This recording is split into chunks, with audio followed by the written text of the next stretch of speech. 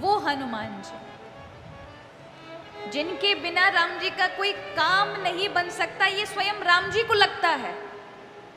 और वे अगस्त्य ऋषि से कहते हैं, प्रभु मैं एक बात ये पूछना चाहता हूं कि जब मैं सीता का अन्वेषण करने गया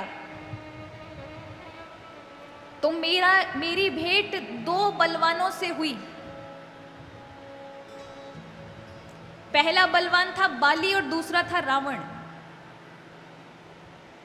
बाली भी अतुलित बल का धाम था और रावण के अंदर भी अपरिमित बल था। और इस बात को प्रत्येक जनमानस जानता है।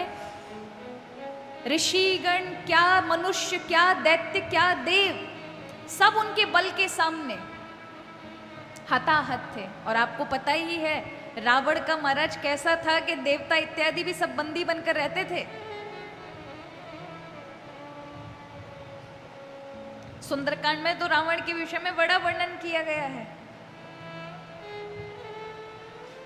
जब हनुमान जी निर्भीक होकर के वहां पहुंचते हैं तो हनुमान जी देखते हैं कि केवल रावण की भ्रुकुटी को देख करके देवता थर थर कांपते हैं। वरुण भगवान को तो रावण ने रसोई के काम में लगाया हुआ है, वायु को झाड़ू पोछे के काम पर, सूर्य भगवान को रोशनी इत्यादि के कार्य पर। ज्यादा तेज धूप लग जाए तो रावण चिल्लाता है। ब्रह्मा जी को वेद पढ़ने के पंडित जी के रूप में लगाया है। आप रावण को कम थोड़ी ना समझे।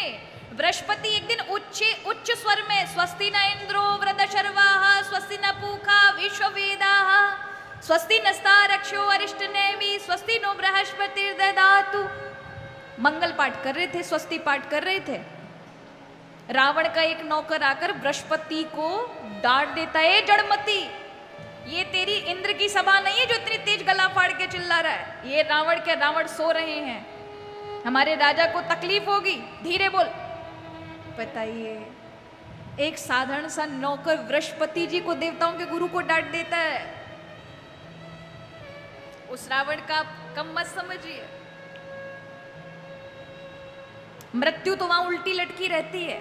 ऐसे रावण जिसका अतुलनीय बल था, राम जी कहते हैं ये दो बलवानों का मेरे साथ युद्ध हुआ जिसमें बाली मेरे हाथों मारा गया और फिर बहुत पराक्रम का सामना मैंने रावण के साथ युद्ध में किया। रावण की भी मृत्यु हुई, मैंने संहार किया।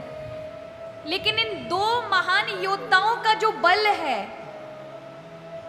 जिसको मैं भी मानता हूं कि वो महान बली थे, लेकिन जब मेरी नजर मेरे हनुमान पर जाती है तब मुझे लगता है कि ये दो बली जिनको मैंने सम्रांगण में धूल चटाई थी, संहार किया था, उनका 10 गुना बल तो मेरे अकेले हनुमान में है।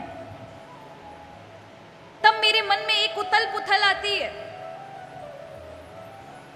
हर कार्य में मेरा हनुमान अग्रणीय है, तो ये सुग्रीव का सखा था, घनिष्ठ सखा, इसके अंदर इतना बल था, तो फिर सुग्रीव को दर दर की ठोकर क्यों खानी पड़ी? इसके पीछे कोई रहस्य है क्या अगस्त्य ऋषि जी? क्यों सुग्रीव को हताहत होना पड़ा, घर बार छोड़ करके पर्वतों पे रहना पड़ा, दर दर की ठोकरें खानी पड़ी, भूखा प्यासा रहना पड़ा? क्यों? जबकि हनुमान जी उनके साथ थे। इतना अतुलित बल के धाम होने के बाद भी,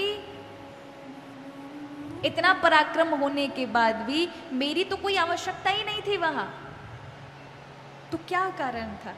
राम जी कहते, मैं जब भी हनुमान के गुण देखता हूं, अतुलम बलमयि तद्वै बलिनो रावणस्य च न त्वेताभ्याम हनुमता समन्तद्विति मतिर्मम। अपनी मति से जब मैं सोचता हूं तो हनुमान जी के बल का आंकलन नहीं कर पाता। कितना बल है हनुमान जी में, क्या क्या चीजें हैं हनुमान जी, बताइए। इसके बराबर कोई प्रामाणिकता दे सकता है? स्वयं भगवान श्री राम कह रहे हैं हनुमान जी के लिए। और ये जो श्लोक इत्यादि वाल्मीकि रामायण में लिखा है, इसे किसी कवि ने नहीं लिखा। किसने लिखा है? ब्रह्मर्षि महर्षि वाल्मीकि ऋषि ने लिखा है।